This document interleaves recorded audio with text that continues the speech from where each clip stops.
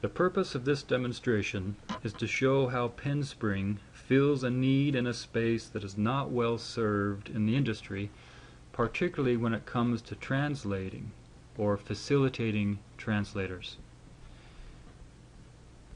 PenSpring's original purpose was to go up against Google Docs to provide a much smoother process so that the author has more control, and also to go up against even words track changes, which is messy. I will show 3 diagrams and then we'll get right into the live demonstration.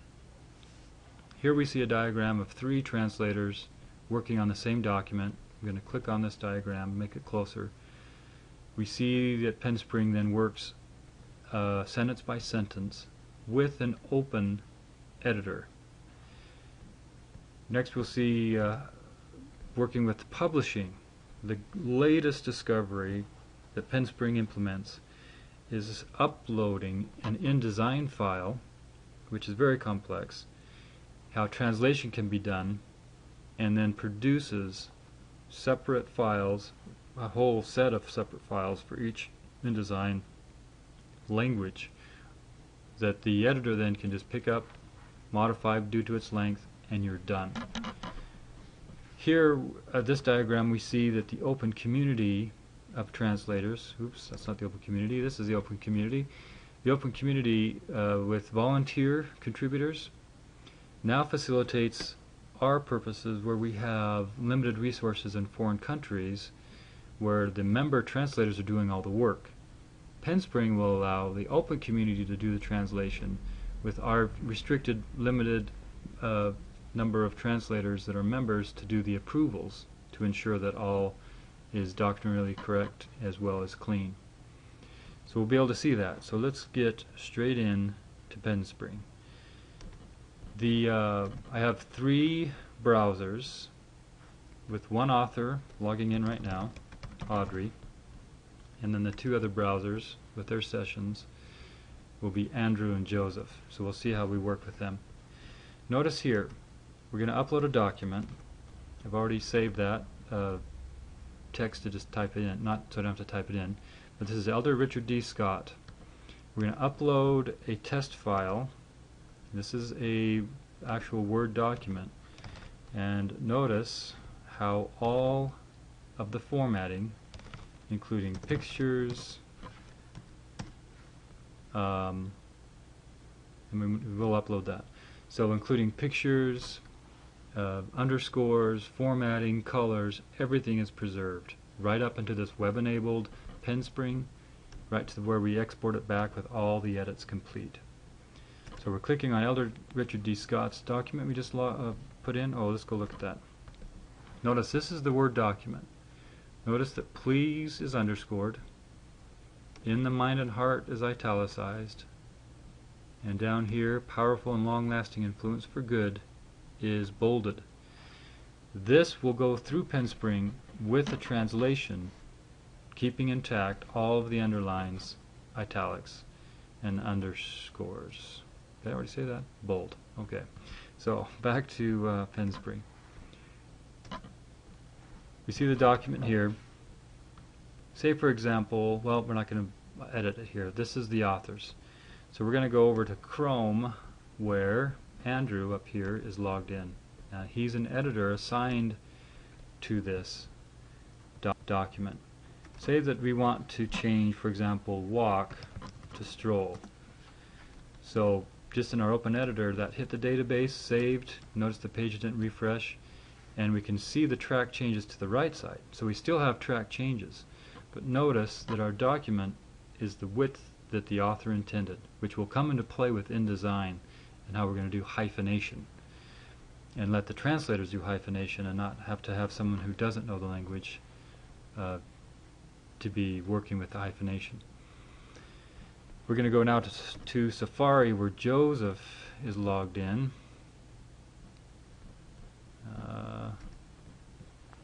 And he's going to change walk to run. And he jumps out. Now notice that even as he works with that statement, as his cursors in that sentence. We can see on the right side Andrew's contribution with stroll. Joseph's is right there with run. Joseph can delete that. Or we could even click up here and edit Andrew's and make additional changes without having to redo any of the changes he did like. But notice then we're going to go back to Audrey, click on that sentence, and see how it's live with those changes without having to refresh the page. We see Andrew's stroll, we see Joseph's run. Now if I simply just accept Andrew's, we have stroll chosen automatically. She doesn't have to type it in. It's done. So this is the way that the author can work with the editors. There's not separate copies of the document out there being edited. Now let's consider this whole problem with InDesign. And notice, I already showed you how the underscore, the italics, and the bold works. But hopefully you can see that from your screen. There's the bold. So say that this has been done through Word, and now it's been put into InDesign. Now here is the big work that's been done already. The finishing editor has put this into InDesign with the header up here, Gospel and Teaching and Learning, with the notes there, and then this box down here with President Benson that is totally separate. PenSpring will now upload an InDesign document and bring it in, split up every single piece, and place it with the width that you see here so hyphenation can be done, and it'll put it straight back out. So let's see what happens with actual translation. Notice this message right here that the author was working on this sentence and updated it while Andrew was working on it. So we'll come up here and show that she chose this statement or entered in a new statement, and he can accept or even edit that one further. So there's a lot of collaboration going on live. So it makes like a rich client on the web. Let's change this to go to Russian. And apparently we've been working on it already, so we have Russian going. Similar now with how this works just live as I'm going right into the document. Notice that when that the translation is actually taking place. I can turn automatic translation on, and as I go to a new sentence, it will translate. Working down a little further where we haven't been yet. See, if my sentence went straight in there, it translated it. I'm moving around.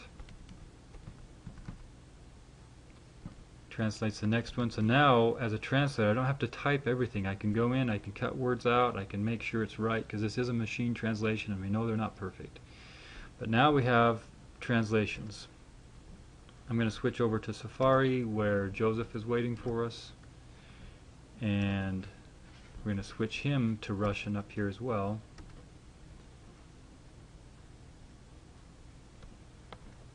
Come straight on in, and we have translations already going. Once again, as we enter in, we can see a translation that has been done, that's waiting. See when that actually comes up. Okay, so there's Andrew, and then Joseph have made translation, so we can agree with him, except for it doesn't allow you to agree if you've already put in your own sentence, so it manages that as well. But if you're going along, you can agree and disagree with translations. Okay, and if I don't like the auto-translate, I can turn it off, but it's helping me a lot as I'm going through these. Saves me a ton of time from typing. Now, one other great aspect that has been implemented with PenSpring already is that it will automatically discover a quote.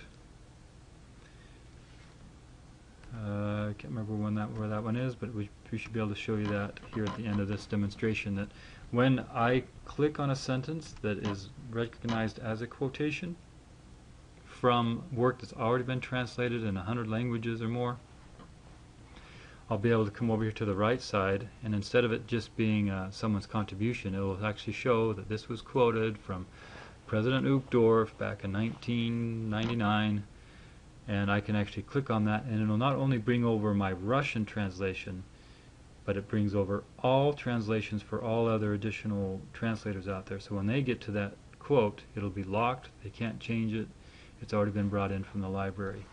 And that should save many hours added up between translators, quote from quote. So let's go see what this looks like. Once this is all finished, we'll be showing you the reports as well in just a moment.